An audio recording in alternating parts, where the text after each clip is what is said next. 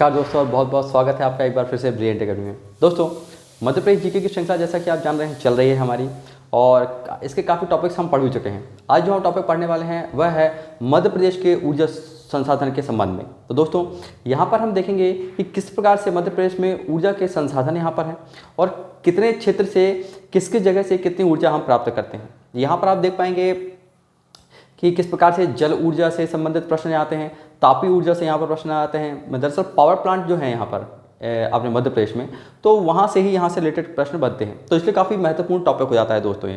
तो चलिए बढ़ते हैं मध्य प्रदेश के ऊर्जा संसाधन की ओर। जैसा कि आप देख पा रहे हैं, अगर मैं बात करूँ ऊर्जा संसाधन के विषय में, तो मध्य प्रदेश की ऊर्जा संसाधन हम मुख्य रूप से दो प्रकार से देख पाते हैं। या केवल मध्य प्रदेश की बात नहीं करें, पूरे भारतवर्ष में या कहीं पर भी आप दो प्रकार से ऊर्जा संसाधनों को विभाजित कर सकते हैं। पहला मैं बात करूं तो पहला है परंपरागत ऊर्जा स्रोत तथा दूसरा है अपरंपरागत ऊर्जा के स्रोत। अब परंपरागत और अपरंपरागत में अंतर क्या है वह देखिए। मैं बात करूंगा ना परंपरागत की, तो परंपरागत ऊर्जा स्रोतों के अंदर जैसे कि कोयला से ऊर्जा प्राप्त होती है। दूसरा आप देख पा रहे हैं विद्युत ऊर्जा, जो कि आपको ताप ऊर्जा तथा जल ऊर्जा से प्राप्त होती है। यानी कि यहाँ पर आप हाइडल पावर प्लांट और थर्मल पावर प्लांट, इनसे जो ऊर्जा मिलती है आपको। तीसरा है परमाणु ऊर्जा, उसके बाद पेट्रोलियम ऊर्जा और प्राकृतिक गैस। ये कौन से हो गए स्रोत? ये परंपरागत स्रोत हो गए दोस्तों। ठीक, गैर परंपरागत स्रोत की मैं बात करूं, यानी कि जिनको हम अक्षय ऊर्जा के नाम से भी जानते हैं, यानी कि जो जीवन काल तक, यानी कि चिर जीवन तक, जब तक पृथ्वी है तब तक ये स्रोत बने रहते हैं। ठीक, जैसे कि सौर ऊर्जा है, पवन ऊर्जा है, भूतापीय ऊर्जा यानी कि पृथ्वी के नीचे की ऊर्जा, ज़मीन के नीचे की, बायोगैस यानी कि जिसको हम खाद या गोबर से जिस गैस का निर्माण करते हैं उस ऊर्जा की बात कर रहा हूँ, और ये बायोडीजल यानी कि जेट्रोफा या और भी अन्य किसी पौधे से जो हम डीजल या पेट्रोल की अगर हम उत्पत्ति प्राप्त करते हैं। तो ये जो बात हुई गैर परंपरागत स्रोतों की। अब बात करूंगा मैं आपसे कि मध्य प्रदेश में मुख्य रूप से किन ऊर्जा संसाधनों से मुख्य रूप से ऊर्जा का प्रयोग किया जाता है। चलिए, तो अभी हमने दोस्तों देखा परंपरागत ऊर्जा स्रोतों के बारे में तथा गैर परंपरागत ऊर्जा स्रोतों के बारे में भी हमने देखा, ठीक, कि उनका विभाजन किस प्रकार से किया जाता है। अब हम यहाँ पर चर्चा करेंगे कि मध्य प्रदेश में मुख्य रूप से किस ऊर्जा का सर्वाधिक प्रयोग किया जाता है। तो दोस्तों मध्य प्रदेश में जिस ऊर्जा स्रोतों से हमको ऊर्जा या विद्युत प्राप्त होती है वह तीन सोर्स हैं या तीन उसके स्रोत माने जाते हैं। पहला मैं बात करूंगा तो वह है जल विद्युत, यानी कि यहाँ पर हाइड्रल या हाइड्रो पावर प्लांट यहाँ पर स्थापित किए जाते हैं, यानी कि जिससे जल से के द्वारा विद्युत बनाई जाती है। दूसरा है तापीय विद्युत, यानी कि थर्मल पावर प्लांट, यानी कि यहाँ पर कोयले के माध्यम से विद्युत का उत्पादन किया जाता है। और तीसरा है परमाणु विद्युत, यानी कि यहाँ पर एटॉमिक एनर्जी या न्यूक्लियर रिएक्टर्स के द्वारा विद्युत का उत्पादन किया जाता है। तो मध्य प्रदेश में हम इनका अध्ययन अब हम करने वाले हैं दोस्तों। ऊर्जा में आगे बढ़ने से पहले दोस्तों कुछ हम यहाँ पर इंपॉर्टेंट फैक्ट की मैं बात करूँगा, जो कि परीक्षा की दृष्टि से काफ़ी इंपॉर्टेंट हैं और एक डेटा के हिसाब से भी आपके लिए काफ़ी इंपॉर्टेंट है परीक्षा की दृष्टि से। चलिए बात करूँगा मैं पहले पॉइंट की, जो बताता है कि भारत का पहला राज्य विद्युत मंडल, यानी कि अगर मैं भारत के पूरे भारतवर्ष के पहले राज्य में स्थित विद्युत मंडल की बात करूं तो वह स्थापित किया गया था सन 1950 यानी कि 1950 को। और स्थापना कहाँ की थी दोस्तों इसकी स्थापना की गई थी मध्य प्रदेश में, एमपी में ही ये स्थापित किया गया था। बात करें सेकंड पॉइंट की, तो मध्य प्रदेश में नगरों का 100% यानी कि लगभग आप समझिए तो 100% विद्युतीकरण हो चुका है, इलेक्ट्रिफिकेशन किया जा चुका है नगरों का। और अगर मैं वहीं ग्रामीण की बात करूं यानी कि गांव की बात करूं तो वहां भी लगभग 97% ग्रामीण इलेक्ट्रिफिकेशन या विद्युतीकरण हो चुका है दोस्तों। यानी कि थोड़ा ही एरिया जो बचा हुआ है जो कि विद्युतीकरण के अभी अभाव में है, लेकिन उसका विद्युतीकरण प्रारंभ हो चुका है। ठीक, तीसरे पॉइंट की बात करते हैं। अगर मैं बात करूं मध्य प्रदेश में विद्युत का सर्वाधिक उपयोग, इलेक्ट्रिसिटी की अगर हम बात करें कि इलेक्ट्रिसिटी का सर्वाधिक उपयोग कहां पर किया जाता है, तो सर्वाधिक उपयोग यानी कि 39.20% यानी कि 39.20% के साथ औद्योगिक क्षेत्र में किया जाता है ना, यानी कि उद्योगों में, इंडस्ट्री में। और 29.96% यानी कि 29.96% के साथ कृषि में इसका सेकंड नंबर पर उपयोग किया जाता है दोस्तों। ठीक, इलेक्ट्रिसिटी की बात हो रही है। चौथे नंबर की पॉइंट की बात करते हैं। 2018 में मध्य प्रदेश में कुल उपलब्ध विद्युत क्षमता की बात करेंगे। ठीक, वर्ष 2019 का भी डेटा उपलब्ध नहीं है, तो 2018 के डेटा में बात कर रहा हूँ कि कुल उपलब्ध विद्युत क्षमता मध्य प्रदेश की कितनी थी, तो वह थी 18,660 मेगावाट। कितनी? 18,660 मेगावाट की मध्य प्रदेश की कुल विद्युत उत्पादन क्षमता रही थी वर्ष 2018 में। बढ़ेंगे आखिरी पॉइंट की तरफ, जो बताता है कि मध्य प्रदेश में ऊर्जा का सर्वाधिक उपयोग। यहाँ पर मैंने बात की थी तो तीसरे पॉइंट में विद्युत की, यहाँ पर मैं ऊर्जा की बात करूँगा।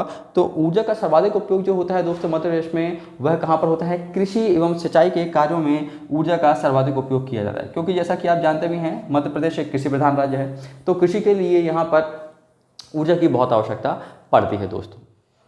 चलिए दोस्तों, बात करते हैं एवं भारत एवं मध्य प्रदेश में आखिर विद्युत का उत्पादन प्रथम बार कब किया गया था। तो यहाँ पर हम देखेंगे तापीय विद्युत के संबंध में, जल विद्युत के संबंध में एवं परमाणु विद्युत के संबंध में हम तीनों पॉइंटों को यहाँ पर कवर करेंगे भारत और मध्य प्रदेश के संबंध में। तो चलिए बढ़ते हैं। और पहला पॉइंट जैसा कि अगर मैं बताऊँ, बात करता हूँ मैं ताप विद्युत की।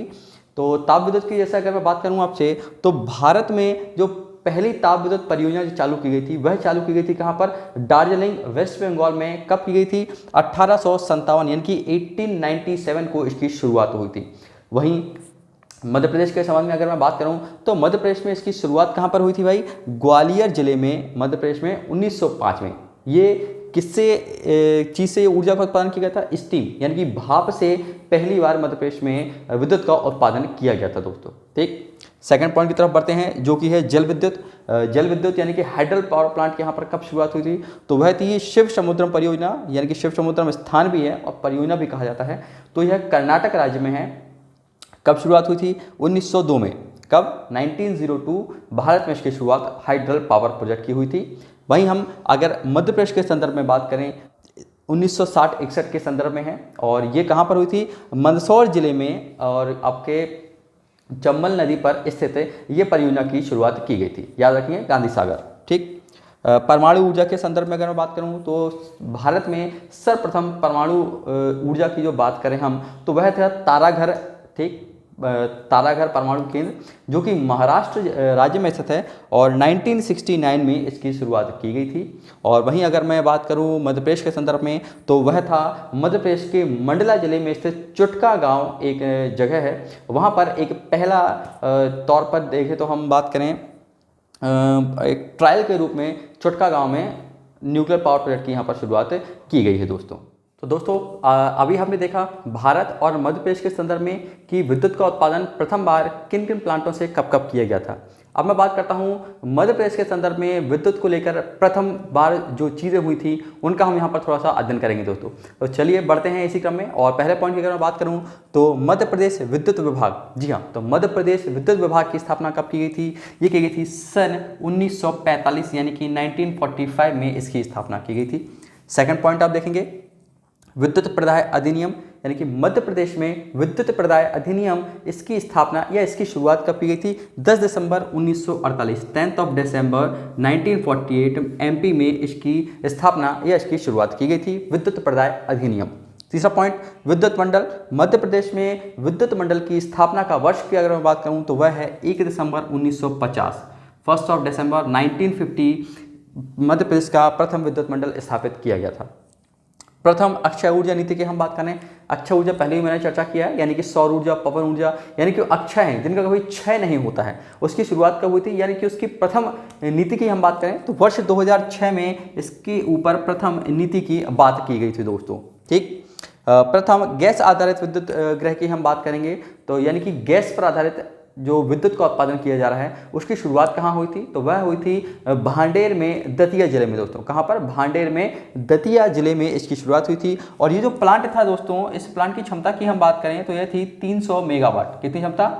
300 मेगावाट इसकी विद्युत उत्पादन क्षमता थी दोस्तों। ठीक, प्रथम ताप विद्युत केंद्र की हम बात करेंगे, फर्स्ट थर्मल पावर प्लांट की बात करूं तो वह था चांदनी ताप विद्युत गृह। कहाँ पर? चांदनी ताप विद्युत गृह, जो कि आपका नेपा नगर बुरहानपुर में स्थापित किया गया था। किस जगह पर? नोट करेंगे, नेपा नगर बुरहानपुर में। ठीक है, नेपा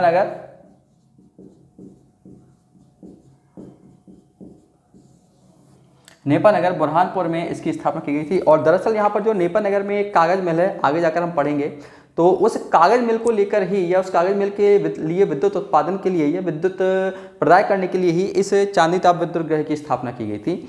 और इसकी स्थापना की बात करूं 1953 में इसकी स्थापना 1953 की गई थी। और क्षमता कितनी है इसकी आप देख पाएंगे तो 17 मेगावाट 17 मेगावाट इसकी विद्युत उत्पादन क्षमता है। और मेनली ये कागज मिल को इलेक्ट्रिसिटी प्रोड्यूस करने के संदर्भ में स्थापित किया गया था। ठीक, मध्य प्रदेश विद्युत मंडल की हम बात करें तो मध्य प्रदेश विद्युत मंडल का मुख्यालय की अगर मैं बात करूं जिसको कि आप शक्ति भवन के नाम से जानते हैं, क्या नाम है इसका?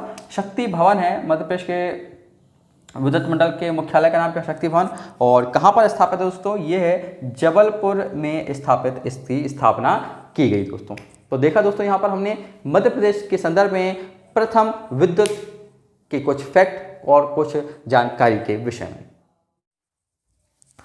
चलिए बढ़ते हैं अब हम अगले टॉपिक की तरफ, और जो है मध्य प्रदेश के ऊर्जा अध्ययन एवं विकास केंद्र। तो यहाँ पर हम मध्य प्रदेश के ऊर्जा अध्ययन से संबंधित कुछ विकास केंद्रों की हम यहाँ पर बात करेंगे दोस्तों। ठीक, पहले हम बात करें तो वह है देवी अहिल्याबाई विश्वविद्यालय। तो ये स्थापित कहाँ पर किया गया है या इसकी स्थापना कहाँ पर की गई है? वह है इंदौर जिले में।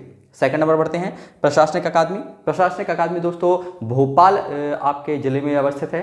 और तीसरा हम बढ़ेंगे डॉक्टर बाबा साहेब अम्बेडकर सामाजिक विज्ञान संस्थान, ये तीसरा है और जिसकी स्थापना कहाँ पर? मऊ में की गई है दोस्तों। तो ये तीन आपकी ऊर्जा अध्ययन से संबंधित कुछ और विकास केंद्र हैं जो कि हमको पढ़ने हैं और याद रखने हैं दोस्तों।